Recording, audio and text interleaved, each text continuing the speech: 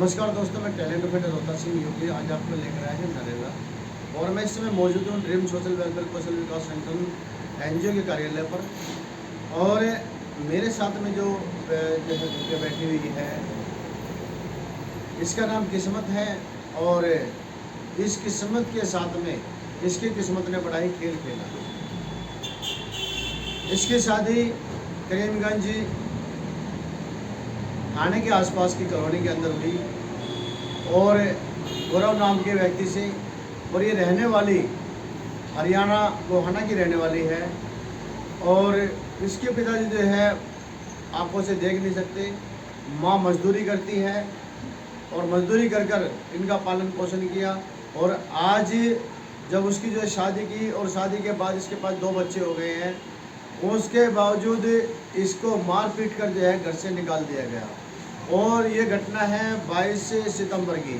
और 22 सितंबर से और आज जो है 29 सितंबर है। और आज तक जो है गोहाना थाने को भी जो सूचना दी जा चुकी है और दिल्ली पुलिस को भी सूचना दी जा चुकी है, लेकिन उसके बावजूद इससे बेचारी को माँ रो रो कर इसका जो है बुरा हाल है। अभी ये रोती बिलखती जो है यहाँ सेंटर में पहुँची थी। और यहाँ सेंटर में पहुँचने के बाद मैडम ने हमें जानकारी दी कि इस तरह से एक परेशान महिला अपने बच्चों के लिए तड़प रही है, आप कृपया अगर उनकी मदद कीजिए। और जो गोहाना पुलिस है उसने भी इसको जो है बरगलाया है। और जबकि कानून ये कहता है कि किसी भी माँ से किसी भी बच्चे को जुदा नहीं किया जा सकता। और क्या कारण रहे क्या नहीं रहे वो चीज़ जानते हैं। आप जो है पहले तो अपना पूरा परिचय दे दीजिए। मेरा नाम किस्मत है, मैं गोहाना की रहने वाली हूँ। शादी मेरे दिल्ली में भी करीब पुराने पुलिस चौकी के पास हुई। उन्होंने मेरे साथ मारपीट करी और मेरे घर वालों की भी मारपीट करी। रात को ही लेने गए, मेरी ऐसी हालत बना दी उन्होंने भी मार कर करके कि मेरे दौरे आते पर आते हैं 2-3 महीने वहाँ पे ऐसी हालत हो गई कि हर रोज आनी है। मैंने अपने माँ बाप को बुलाया, वहाँ मारा पीट करी, मेरे माँ बाप के भी मारे और मेरे को भगा दिया। मेरे दोनों बच्चों को छीन लिया। लड़का 1 साल का है, 2 साल की बेटी है। मैं वहाँ से पिट छिप के निकली तो वहाँ मैं भी करीम थाने में पहुँची तो वहाँ में थाने वालों ने भी ये कह दिया कि दिमाग से मेंटल है, ये बच्चे नहीं रख सकते। मेरे ससुराल वालों ने मेरे को दिमाग से मेंटल साबित कर दिया। ये कब की बात है, कौन सी तारीख की बात है? ये 21 तारीख की बात है, रात को 12 बजे। 21 तारीख की रात को निकाला तुमने? हाँ। और 21 तारीख को ही तुम वहाँ से थाने पहुँची है? हम सारी रात स्टेशन पे सोए, हमारे पास कोई नहीं आया हमको लेने। तो हम 22 तारीख को सुबह फिर गए 10 बजे। पुलिस थाने वालों ने कोई मदद नहीं की? उन्होंने बोला कि सुबह फिर आना, तो हम सुबह गए तो हमारे धक्के मार दिए और कह दिया कि दिमाग से मेंटल है, इसको यहाँ से निकालो। तो हम वहाँ से फिर हम यहाँ गोहाना आ गए। फिर गोहाना आने के बाद क्या किया? गोहाना आने के बाद भी हमने आईसी के पास रिपोर्ट लगाई तो उन्होंने वहाँ महिला थाना में भेज दिया। वहाँ पे भी महिला थाने वाले मैडम कह रही कि हम बच्चे नहीं दिलवा सकते। बच्चे नहीं दिलवा सकते? तो अभी आप बीमार हैं? अभी आप बीमार हैं? नहीं, बच्चों के लिए तड़प रही हूँ, बस टेंशन रहती है। दूध पिलाने के लिए भी परेशान हो रही हूँ। अब आप देख रहे हैं ये महिला की दास्तान। पुलिस से को कह दिया गया कि ये मेंटल है, इसको दिमागी रूप से इसको बीमारियां हैं। अगर मैं ये चीज़ वो जानना चाहूँगा उस परिवार से भी और उस व्यक्ति से भी जानना चाहूँगा जिसने इसके साथ शादी की और 2 बच्चे पैदा करने के बाद इसे मार पीट कर घर से निकाल दिया। मैं उस व्यक्ति से ये भी जानना चाहूँगा कि उस समय जिस समय शादी हुई थी क्या ये लड़की उस समय बीमार नहीं थी? क्या इस तरह की बीमारी उसको पहले नहीं थी? अगर इसको पहले वो बीमारी थी तो उसने इससे शादी क्यों की? पहली बात। दूसरे नंबर पे जब उसको वो बीमारी थी उसके बाद उसको प्रेगनेंसी क्यों की?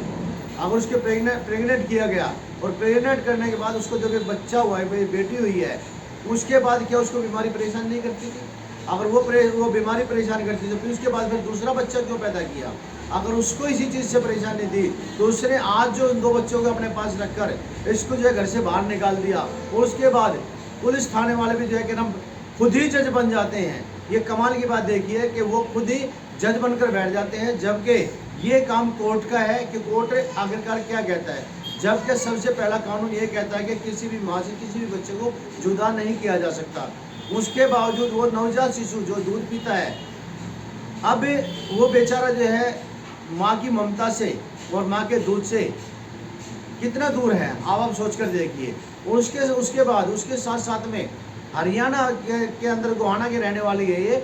और जब गोहाना के अंदर जब वो जाती है और गोहाना महिला थाने के अंदर पहुंचती है तो महिला थाने के अंदर सोचती है कि महिला है, शायद मेरी एक वो भी माँ है, और माँ है तो कम से कम वो भी थोड़ा बहुत कुछ जो है माँ का दर्द पहचानेगी। लेकिन आईओ आरती नाम है आईओ का, हाँ, क्या कहा उन्होंने? उन्होंने कहा कि मैं बच्चे नहीं दिलवा सकती, बच्चे कोर्ट ही दिलवाएगा। बच्चों को ही दिलवाएगा। हाँ, तो वो गए थे, उसके लिए गए, बात की उन्होंने? बात करी थी, उन्होंने बोला मेरे ससुराल वालों के हम नहीं आ सकते, हम बीमार हो रहे, यानी कि झूठ बोल रहे, कोई बीमार नहीं है उनके घर में। अब आप समझ सकते हैं कि पुलिस ने उस स्थान पर जाने की कोशिश नहीं की कि उन बच्चों की ये भी जानने की कोशिश नहीं की बच्चे वहाँ पर ठीक है नहीं है, क्या है क्या नहीं है। बस यहाँ से फ़ोन घुमाया और बात कर ली और कह दिया गया कि वो उनको दस्त और उल्टी है। और इस तरह की जो बहानेबाजी बनाकर पुलिस अपना पल्ला झाड़ रही है। और माँ है कि रो रो कर उसका बुरा हाल है, वो अपनी ममता के लिए तड़प रही है। और आज जो है ड्रीम सोशल वेलफेयर कौशल विकास सेंटर एनजीओ के कार्यालय पर आई और यहाँ पर आकर उन्होंने जो है उसकी मदद मांगी। साथ में जो है आज ड्रीम सोशल वेलफेयर कौशल विकास सेंटर एनजीओ के कार्यालय पर पहुंची और मैडम से मदद मांगी है।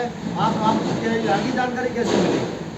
यहाँ उन्हें एक महाराज मिले थे, उन्होंने बताया, क्या सुरेंद्र महाराज मिले थे, उन्होंने बताया तो हम यहाँ आए क्या कहा उन्होंने?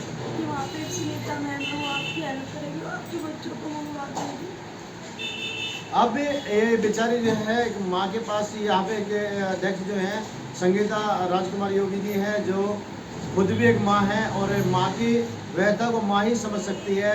इसलिए जो महाराज जी हैं उन्हें वो मिले हरियाणा के अंदर, और उन्होंने जो है क्या नाम लेकर जो है वो यहाँ दिल्ली आए हैं नरेला।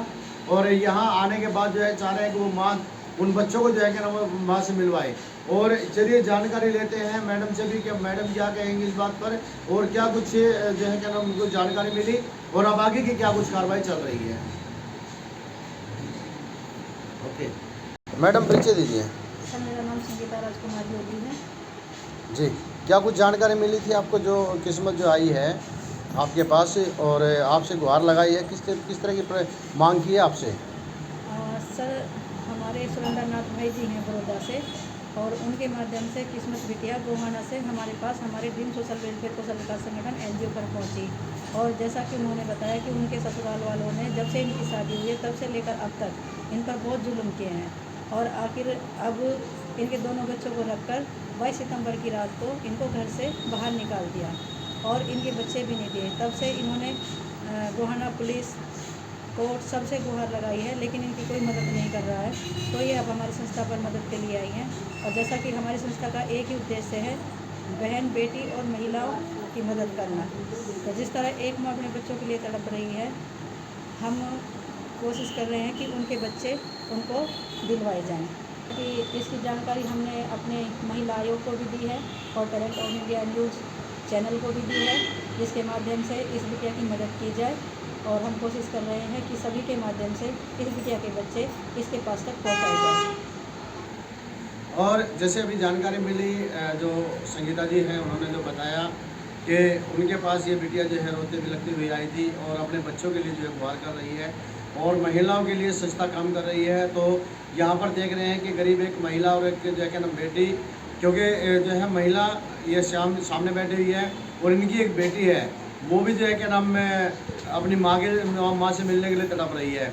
तो ऐसी स्थिति में जो है क्या नाम आज अपनी मदद के लिए यहाँ पर पहुँची हैं। तो हम अपने चैनल के माध्यम से अधिकारियों से कुछ जानकारियाँ मांगना चाहते हैं, कृपया करके वो अपने आप को इस जगह खड़ी कर देखें, तब उसके बाद जो है क्या नाम किसी को भी कोई जानकारी दें।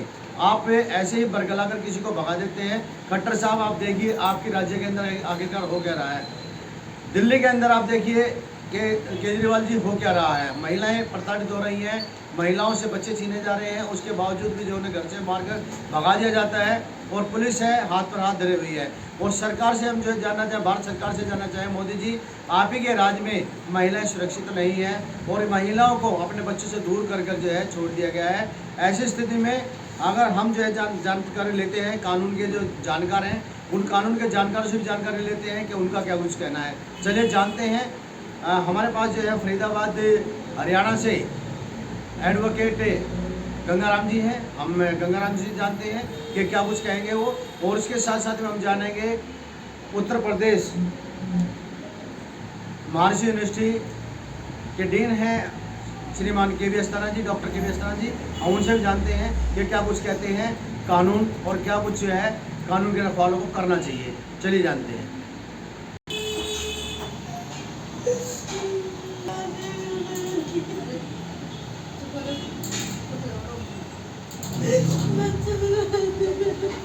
आपके बच्चे मिलेंगे और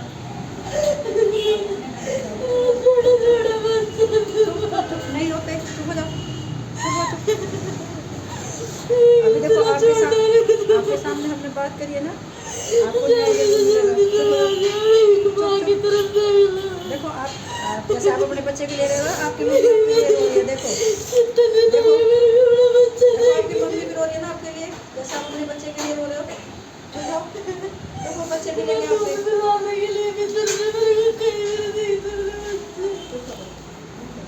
चुप, बिल्कुल चुप हो जाओ। देखो आपकी मम्मी रो रही है आपको देख के, चुप हो जाओ। अभी आप आए हो ना,